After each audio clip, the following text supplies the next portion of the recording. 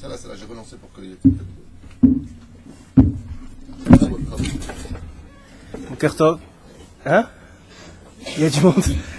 Ok, je savais pas qu'il fallait que je continue le cours, mais c'est pas grave, on va... Ken, merci Igal. Igal, il me dit ce que tu as fait hier. J'ai dit, tu as raison. Hier, on était à Tedvav, au Hachem. Alors, hier, on était à Tedvav et... Bon, ceux qui étaient là, ils étaient là, c'est pas grave, et ceux qui étaient pas là, ils connaîtront un peu ce qu'on a dit. Il y a un pasouk dans... Il y a un fromage quelque part? Mais là, j'étais pas... Il y a un pasouk dans la paracha de la semaine d'hier, la semaine dernière, qui est la paracha la plus longue, Bederech Hagav, de toute la Torah. Et cette paracha-là, dans le pasouk, il dit il parle de la femme sota. Vous savez qu'hier, on a parlé de la femme sota, de la femme qui est adultère, n'est-ce pas? Et dans la femme adultère, il y a un pasouk qui dit qu'il tisté. Okay? L'homme dont la femme s'est détournée. Le terme exact pour quitter c'est détourné. Et il y a un commentaire du rabbi de Lubavitch qui est extraordinaire. Il dit la chose suivante. Il dit, si on voulait parler de la femme adultère, alors il y a plein de mots qu'on aurait pu utiliser, qu'on retrouve plein de fois dans la Torah. Par exemple, kitizne, du terme znout, qui est les mauvaises mœurs. Ou d'autres termes, par exemple, quand on dit pour les bénis Israël qui sont détournés d'Akadosh Baruch Hu Chas v'Shalom, on dit l'otasuru v'acharei v'achem v'acharei nechem. N'allez pas selon les voies qui sont acharei v'achem v'acharei nechem, n'est-ce pas? Mais en tout cas, on dit, c'est très très rare, voire presque inconnu au bataillon, qu'on utilise ce mot kitisté. Et Chachamim de dire d'où il vient ce mot kitisté, il vient du mot choté. Choté, c'est quoi choté? Ça veut dire être fou. Être fou. Et là, il y a une dracha extraordinaire qui découle d'un seul mot de la Torah. Vous voyez comment la Torah elle est belle, elle est pleine d'enseignements, et c'est une dracha qui pourrait durer des heures, qu'on va faire Bezrat Hashem, il reste un peu de temps avant que les rabbis arrivent, qu'on va faire ensemble. La dracha elle est la suivante. Chachamim vient t'apprendre que là c'est le cas de l'adultère, qui est en vérité l'un des summums de la faute. Mais Chachamim vient t'apprendre que quand un homme il faute, En Adam over Avera, elle dit la Gemara. En Adam over Avera, il n'y a pas un homme qui viendra fauter, si ce n'est que quoi? En Adam over Avera, et là, Nirnas Bo, seulement s'il rentre en lui, Ruach Shtut. Ruach Shtut, c'est un vent de folie. Oh, kol hakavod, un vent de folie. Si on a des experts au Hachem, hein. Alors, un vent de folie, n'est-ce pas? Et la question qui se pose tout de suite, et que le rabbi il pose, il dit, je comprends pas. Pourquoi est-ce qu'on a besoin, pourquoi Ramim ils apprennent de ce verset-là qu'il y a un Ruach Shtut qui rentre dans l'homme? Premièrement, ça veut dire qu'il n'est pas dans l'homme de façon naturelle. Deuxièmement, que s'il faute, c'est seulement parce qu'il est rentré. Troisièmement, quand il faute pas, ça veut dire quoi? Ça veut dire qu'il n'est pas en lui. Donc il y a des moments où il est en lui quand il faute, et il y a des moments où il n'est pas en lui quand il faute pas. Ok? Donc maintenant, pourquoi est-ce que Chachamim, ils ont besoin de mentionner un élément qui s'appelle Ruach Shtut, quand on sait très bien qu'on a un autre élément qui nous fait fauter? C'est quoi l'autre élément? Le Yetzer Hara, kol hakavod. Tout le monde a le Yetzer Hara, de façon générale, qui nous fait fauter. Alors comment ça se fait qu'on a besoin d'avoir un Ruach Shtut? C'est quoi la différence entre le Ruach Shtut et le Yetzer Hara? Alors il y a une Gemara qui rappelle une discussion entre deux très très très très grands de la Torah, qui s'appelle Rabbi Yehuda et Antonin. Ça va? Rabbi Yehuda et Antonin. Rabbi Yehuda Anassi, si vous vous rappelez bien, c'est lui qui a écrit toutes les Mishnayot, qui a compilé toutes les Mishnayot. Et Antonin, c'est celui qui était d'abord empereur de Rome, et ensuite de ça, qu'est-ce qui s'est passé? Ça va?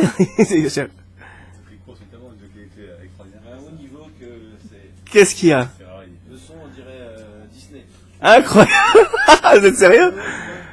Dis-moi, il y a du Yetzer Hara de malade, c'est incroyable! Bon, allez, vas-y, relance. Ouais, depuis le début ou quoi?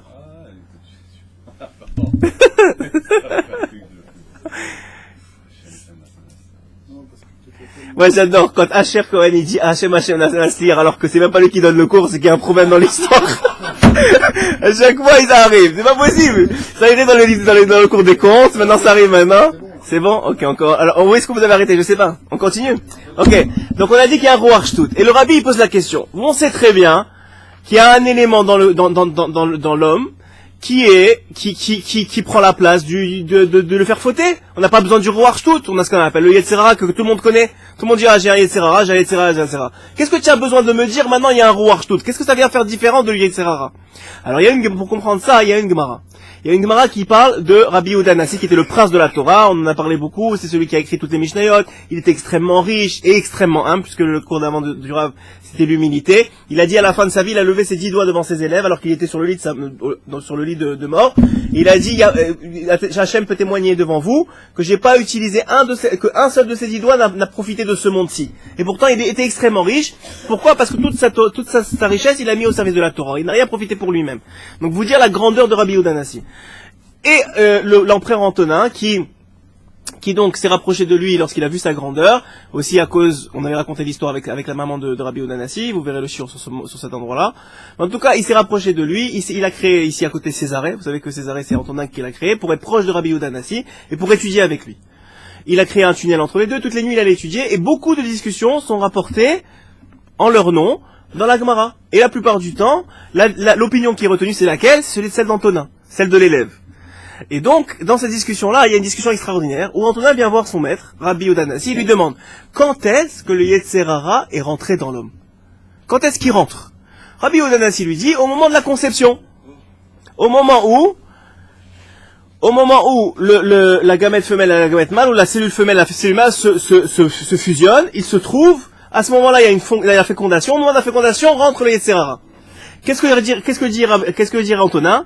Antonin, il répond non, c'est pas à ce moment-là. C'est au moment où la tête de l'enfant, elle sort du ventre de sa mère. À ce moment-là, le Yetzer Hara, Khamim nous rapporte que c'est pour ça qu'il pleure, etc. À ce moment-là, le Yetzer Hara, il rentre à l'intérieur de l'homme. C'est quoi la discussion fondamentale? C'est pas juste pour nous raconter une histoire que la Gemara nous parle. Elle nous parle parce qu'il y a une question fondamentale qui rentre en cause ici. Et c'est de là qu'on apprend. C'est pas nous qu'on a su que le Yetzer Hara est rentré au moment de la naissance. C'est parce que c'est de cette discussion-là. Mais qu'est-ce que ça veut dire? Pourquoi Rabbi Yehuda Hanassi répond ça et pourquoi Antonin il répond ça?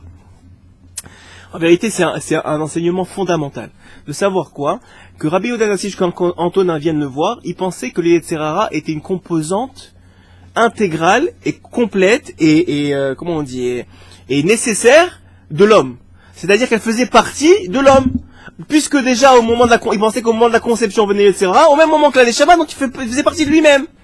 Et Antonin vient dire non, c'est pas vrai. L'homme, il est complètement bon. Mais, il arrive un moment où, parce que il doit avoir le libre arbitre dans ce monde, Hachem a créé le Yetzer Hara, qui est extérieur à lui, et qui vient l'embêter au moment où il naît. Où est-ce qu'il vient embêter? Ou qu'est-ce que nous dit Chachamim? Où est-ce qu'il rentre? Dans le lève, dans le cœur de l'homme. Dans le cœur de l'homme se trouve le Yetzer Hara. Très bien. Donc là, on comprend quelque chose. On comprend que, premièrement, il y a un Ruach Shtut, qui est différent du Yetzer Hara. Et ce Yetzer Hara là, pourquoi il est différent? Parce qu'on a dit le Ruach Shtut, il rentre et il sort dans l'homme au moment de la faute. Le Yetzer Hara, c'est pas ça. Le Yetzer Hara, il est dans le cœur de l'homme depuis sa naissance jusqu'à sa mort. Mais alors, qu'est-ce qu'il fait ce Yetzer Hara? Alors, vous devriez me poser une autre question.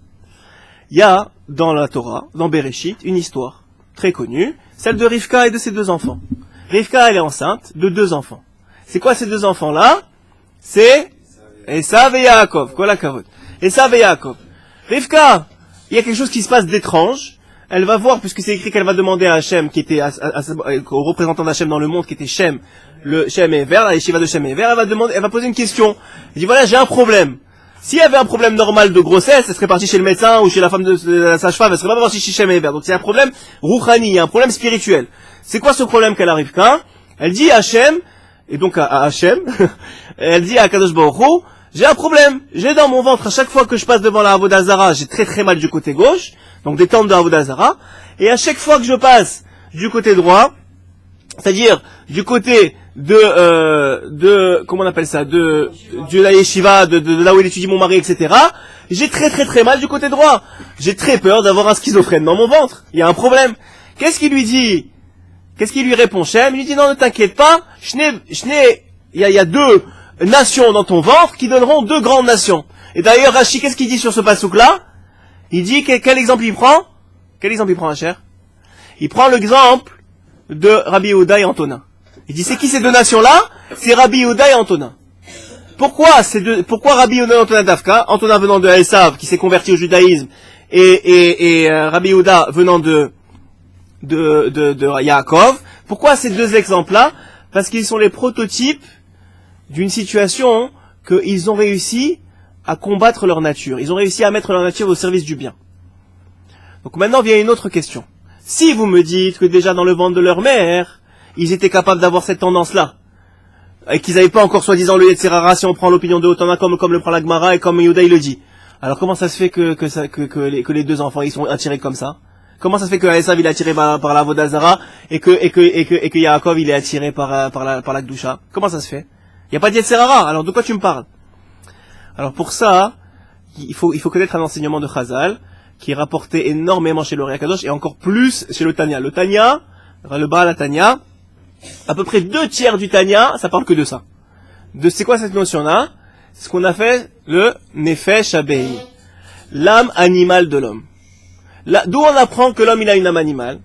C'est rapporté dans Bereshit que quoi? Qu'il a été créé. Quand est-ce qu'a été créé l'homme? Le 6e jour. Quand est-ce qu'ont été créés les animaux? Une partie le 5e, une partie le 6e.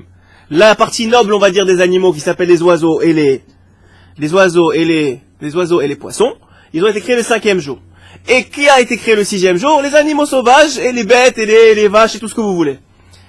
Chazal nous pose la question, ils disent, on n'aurait pas pu être un peu plus mechoubad avec l'homme, on n'aurait pas pu donner plus d'importance à l'homme.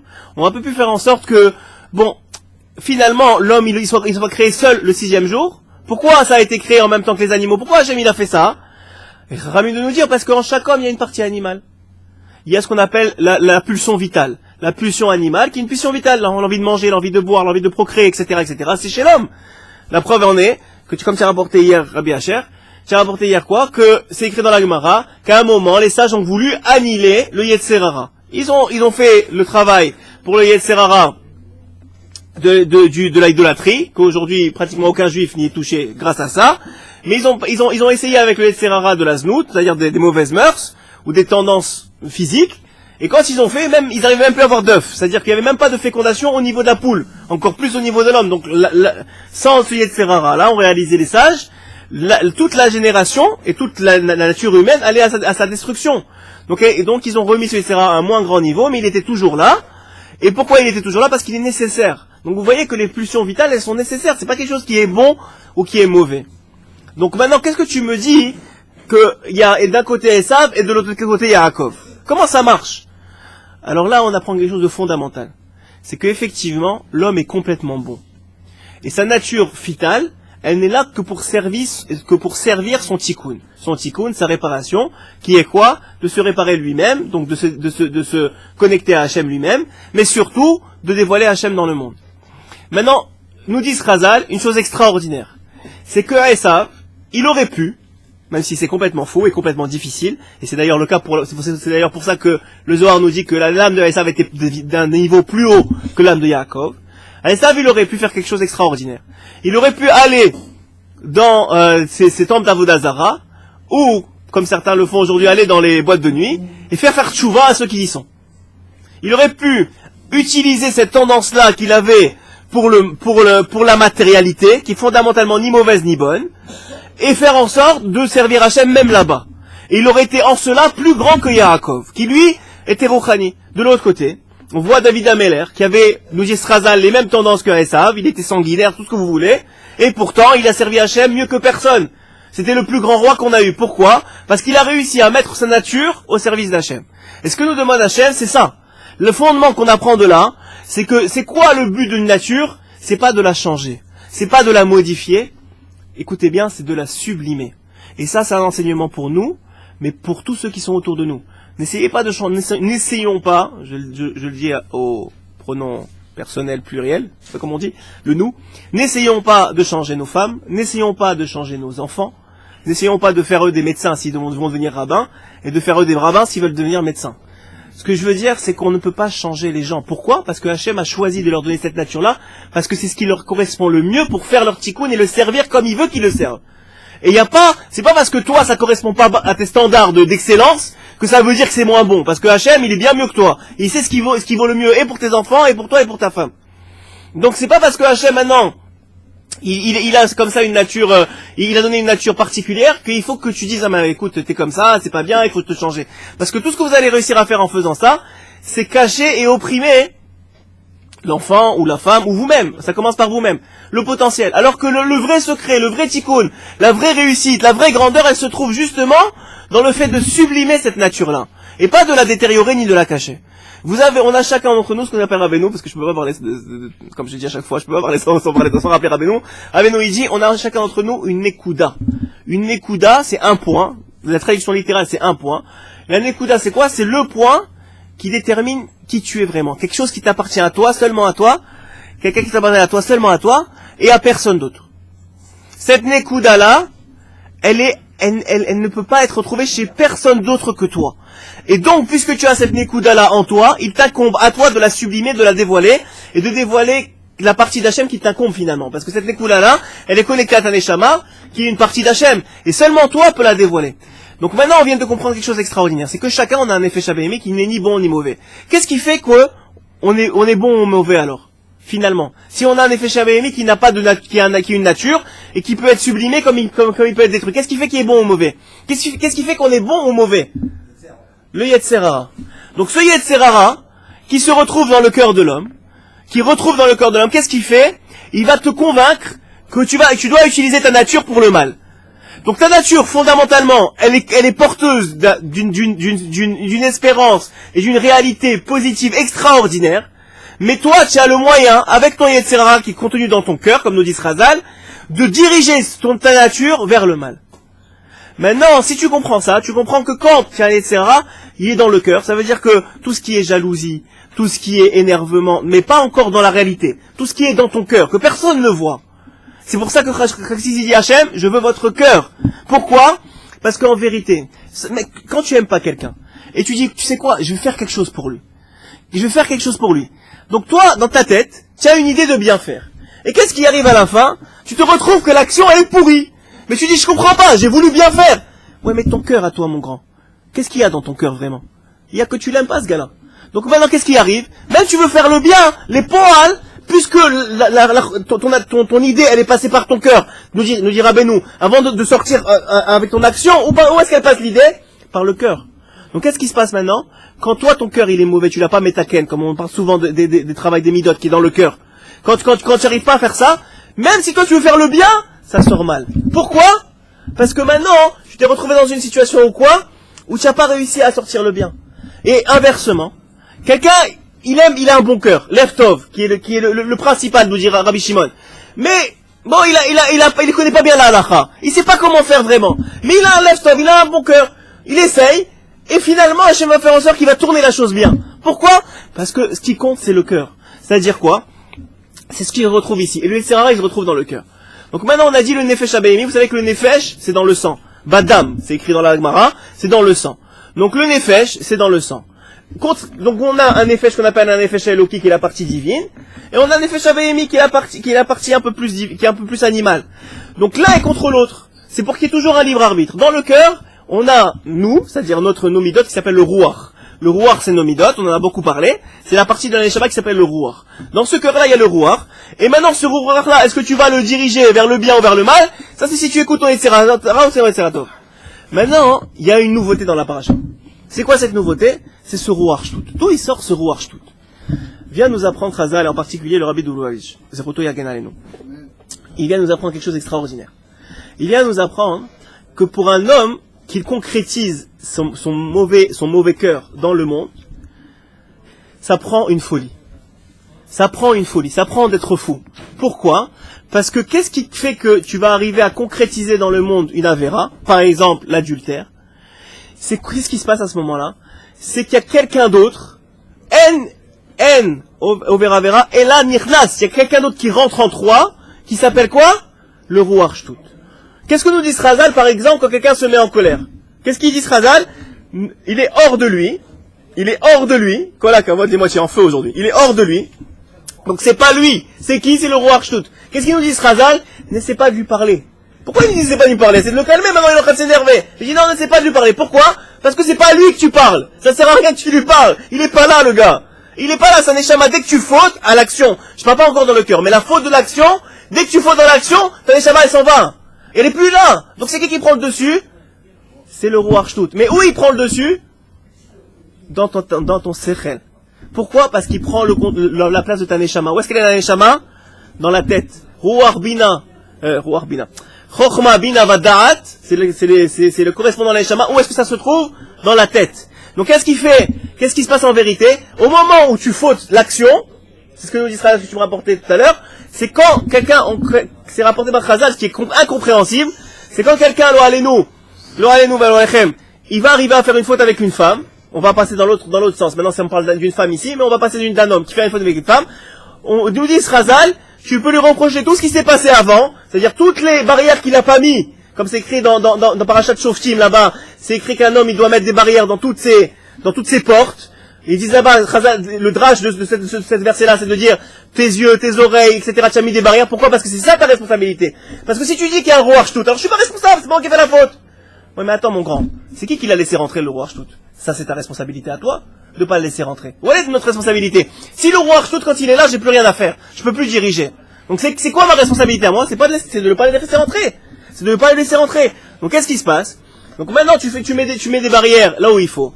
Mais nous dit Chazal, celui qui a fait la faute, au moment de la faute, c'est plus lui. Donc sur quoi il va être jugé en haut? Sur tout le chemin où il est arrivé, les moments où il a regardé, les moments où il n'a pas fait attention, le moment où il a délaissé sa femme, etc., etc., etc.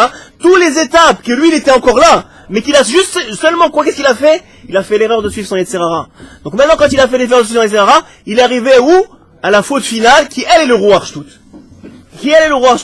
Donc en vérité, tout le Einyan, il est quoi? Il est que notre travail, il est sur le cœur.